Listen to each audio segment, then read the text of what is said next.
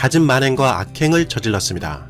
특히 731 부대의 만행은 사상 최악이라 불릴 정도로 끔찍했죠. 하지만 역사적으로 무수히 많은 증거들이 남아있음에도 불구하고 일본은 그러한 만행에 대해서 사죄는커녕 역사적 사실을 부정하며 인정하지도 않고 있습니다. 그런데 이런 상황에서 정말 일본에서 놀라운 뉴스가 보도되었습니다. 역시 아무리 진실을 은폐한다고 해도 결국 드러날 수밖에 없는 것 같습니다. 왜냐하면 최근에 일본 정부가 731 부대와 관련된 문서를 철저히 파기했음에도 불구하고 일본에서 731 부대를 증명하는 공문서가 최초로 발견되었기 때문이죠. 일본의 추악한 만행이 명확한 증거를 통해 밝혀진 것입니다. 특히 최근에 실9의 전 세계적 위험 속에서 일본 정부가 위험한 박테리아까지 생산하고 있었던 것이 밝혀져 일본에 대한 비난은 갈수록 더욱 거세지고 있습니다. 어떠한 소식인지 확인해 보도록 하겠습니다. 731 부대는 제2차 세계대전 당시 일본 육군 관동군 소속이었던 비밀부대입니다. 일본이 중국 하얼빈에 주둔시켰던 부대인데 1936년 일본이 만주를 침공했을 때 설립되었고 1945년까지 만행을 저질렀던 부대이죠. 그곳에서 안타까운 일을 당한 사람은 무려 3,000명 이상으로 추정되고 있습니다.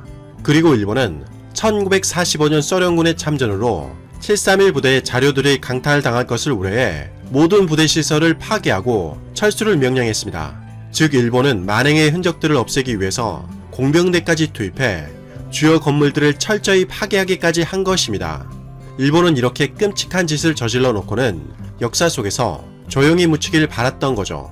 지난 6월 19일 일본 매체 산케이 신문과 6월 22일 교토신문이 게시한 기사에 따르면 일본의 시가 의과대 명예교수 등이 지난 6월 19일에 제2차 세계대전 전후에 일본 정부가 작성한 731 부대에 관련된 자세한 대원 정보와 조직 기구를 기록한 70년 전의 행동들이 드러났다고 발표했습니다.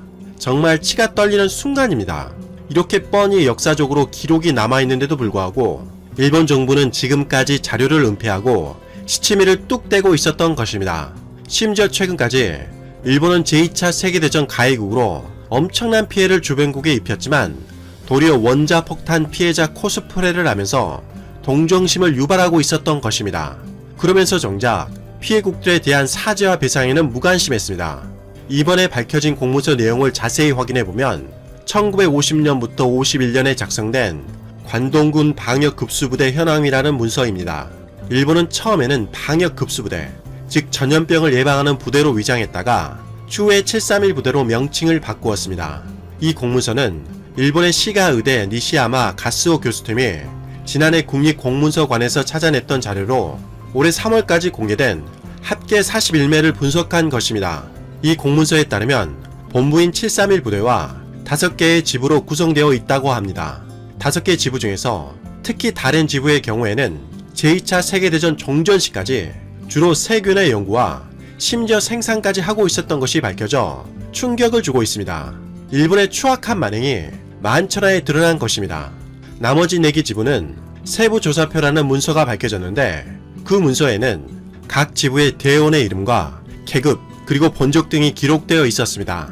확실한 자료가 남아있기 때문에 생존자들을 통해 731 부대의 실체를 확실히 밝혀낼 수가 있는 것이죠. 또한 그 문서에는 각 지부의 변천사를 나타내는 자료뿐만 아니라 패전 전후의 각 지부의 부대 행동을 표시해 놓은 지도까지 포함되어 있어서 그것을 통해 경유지나 날짜 그리고 전투 등의 부대의 상세한 움직임을 확인할 수가 있다는 것입니다. 그뿐만 아니라 일본이 패전 직후 부대 대원들이 구소련에 억류되었을 때 수용소명을 기록한 문서까지 있었습니다. 문서에 따르면 1951년에 일본이 패전 시 방역급수 부대의 대원 총수를 3,262명으로 기록하고 있었는데 그 중에서 2,149명이 731 부대 본부 소속이었다고 밝혔습니다. 하지만 아쉽게도 그 공문서에는 본부인 731 부대와 다른 지부의 세부 조사표와 행동 경과 문서 등은 포함되지 않았다고 밝혔습니다. 여전히 일본 정부는 731 부대와 관련된 자료들을 은닉하고 있는 것으로 추측할 수가 있습니다.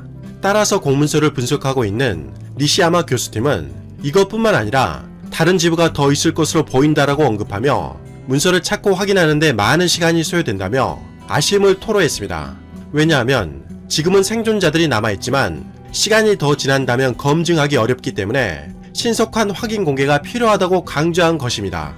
이렇게 731 부대에 대해 일본 정부가 발행한 공문서까지 나왔기에 더 이상 부인할 수가 없게 되었습니다.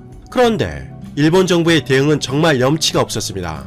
더 이상 부인할 수 없는 명확한 증거를 내밀어도 일본 정부는 여전히 731 부대는 실존하지 않는 부대라며 희대의 망언과 오리발을 내밀고 있기 때문입니다.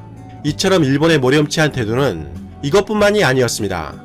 일본은 2015년 메이지 산업유산을 유네스코의 세계문화유산으로 등재하려고 했습니다. 하지만 한국 등 주변국에서 거센 반발이 일어나자 일본은 국제적 공약을 내걸었습니다. 일본 정부가 한국과 기타 국민들이 자신의 의사에 반해 동원이 되었고 가혹한 조건에서 강제로 노역한 사실을 인정하고 희생자를 기리는 정보센터를 설치하겠다고 약속한 것입니다. 그런데 과연 일본은 이러한 약속을 지켰을까요? 역시 예상대로 일본은 단 하나의 약속조차 지키지 않았습니다. 정말 말 그대로 국제적 약속을 헌신짝처럼 던져버린 것입니다. 희생자를 기리는 정보센터는 당연히 설치하지 않았고 강제 노역에 대해서도 역시 인정을 하지 않았고 사죄도 하지 않은 것입니다. 이에 대해 한국 정부도 가만히 있지 않았습니다. 강경화 외교부 장관은 일본이 먼저 국제적 약속을 어겼다며 일본의 근대 산업시설 23곳을 세계유산에서 지정 취소해달라고 강경한 입장을 내비추었습니다. 그러면서 대한민국 외교부는 구체적인 행동에 돌입했습니다. 지난 6월 23일 강경화 외교부 장관은 유네스코 사무총장에게 서한을 보내 한국인 강제징용이 이루어진 일본의 근대 산업시설 등재 취소 가능성을 검토해달라고 요청하는 동시에 일본의 후속 조치 이행을 위한 촉구 결정문을 전달한 것입니다. 이와 더불어 외교부는 한국 정부는 일본의 강제징용 문제에 대한 국제적 관심과 이해를 제고하기 위해 효과적인 국제 여론 조성 등 외교적 노력을 지속적으로 전개해 나갈 예정이라고 밝혔습니다. 또한 박양우 문화체육관광부 장관과 정재숙 문화재청 청장도 유네스코에 일본의 근대 산업시설에 대한 세계문화유산 등재를 취소해달라는 서한을 보냈습니다. 이뿐만 아니라 민간단체인 사이버 외교사절단 방크의 활약도 눈에 띄었습니다. 방크는 포스터 한 장을 활용해 아베의 거짓말을 전 세계에 알리는 홍보 캠페인을 시작했습니다. 1883년 이탈리아 작가 카를로 콜로디가 쓴 피노키오의 모험에 등장하는 피노키오는 요정의 마법을 부려 사람처럼 행동이 가능한 나무 인형입니다. 하지만 피노키오는 나무 인형이 사람처럼 움직이는 것보다 거짓말을 하면 코가 길어지는 특이한 설정 때문에 전 세계에 모르는 사람이 없을 정도로 유명합니다. 방크는 그러한 피노키오의 특징을 활용해 아베에게 적용했습니다. 한눈에 봐도 어떤 의미인지 확 전달될 정도로 표현력이 뛰어난 포스터로 보입니다. 방크는 이렇게 피노키오를 패러디한 디지털 포스터를 10개국 언어로 번역해 SNS에 배포하기 시작했습니다. 포스터 제목은 아베 총리에게 드리는 편지.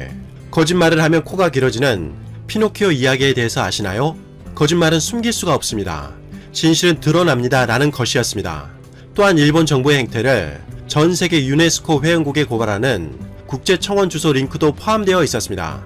현재 방크가 배포한 포스터는 군함도를 배경으로 한 강제징용과 관련된 내용의 포스터이지만 만약 731 부대와 관련된 내용까지 덧붙여진다면 최근 C19로 세계 각국이 고통을 받고 있는 상황이기에 파급력은 훨씬 더 클 것으로 보여집니다. 이렇듯 한국은 연이어 일본에 대한 강경한 태도를 취하고 있습니다.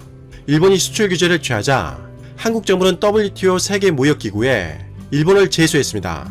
이미 한국 정부는 일본이 주장했던 제도적 미비점을 모두 정비했고 5월 말까지 수출 규제에 대한 명확한 입장을 밝히라고 기회까지 주었던 것이죠. 그러자 일본 총리 관저는 한국의 대응에 대해서 매우 유감이라는 입장을 밝혔습니다. 그러면서 일본 경제산업성은 대화로 풀어나가고 싶다는 입장을 전달해 왔습니다. 한국이 이렇게까지 강력하게 나갈 줄은 몰랐는데 한국 정부의 강력한 대응에 일본이 당황하고 있는 것으로 보여집니다. 스가 관방장관은 한국 정부의 WTO 제소에 대해 한국 측의 일방적인 대응은 한일 양방의 대화 채널을 통해 현안을 해결하기로 한 지금까지 수출관리 정책 대화 합의를 무산시킬 수 있는 조치로 매우 유감이라고 전했습니다. 한국 정부가 대화로 풀자고 말할 때는 반응을 보이지 않더니 이제 WTO에 제소하자 일본은 국제적 망신을 당할까봐 초조해하고 있습니다. 정말 일본의 태도를 보면 한심하기 짝이 없네요. 모렴치한 태도를 보이는 아베에게 이런 말을 해주고 싶습니다. 거짓말로 덮으려고 해도 진실은 반드시 밝혀지게 되어 있습니다. 이상 가치왕 채널이었습니다. 지금까지 시청해주셔서 진심으로 고맙습니다. 시청자님들 항상 건강하시고 복 많이 받으세요.